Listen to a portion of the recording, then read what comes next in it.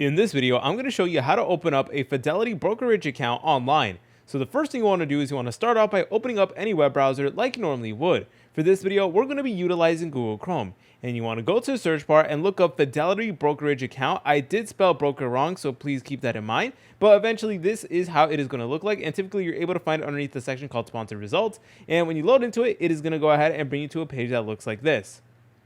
From here, it is going to allow you to create an account from scratch. You're able to select on this button that says open a brokerage account, or if you already use a previous broker and you want to get into Fidelity, you could transfer all or part of an account by clicking on this link. So for this video, let's just keep things simple and just create an account from scratch. But just keep in mind that if you already used another broker before and you're trying to switch over to Fidelity, you're able to select on this link to actually begin that process.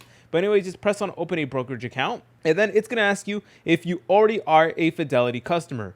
So if you already have a brokerage account or like a Roth IRA, 401k, or any other Fidelity account, you could actually use your pre-existing information and just open an account like almost instantly. Honestly, they make it incredibly easy. But if it's your first time ever using Fidelity, you want to press on no, select on next.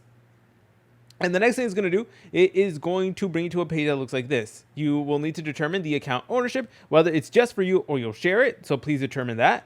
Then press on next once you're done with that. And then over here, you'll need to enter your first and last name, social security number, date of birth, country of citizenship, your mobile phone number, email, and your address line as well. You will need to input more information about yourself, including like your income and stuff like that. And then eventually, of course, you are going to need to link a bank account. And that bank account is essentially what is going to fund the account in the first place. So you need to make sure to have that. So of course, you're able to begin, depositing funds over to your Fidelity brokerage account, begin investing in like ETFs, etc. And from there, you should be good to go. If you guys found this video helpful, make sure to leave a like and subscribe. I'll see you in the next video.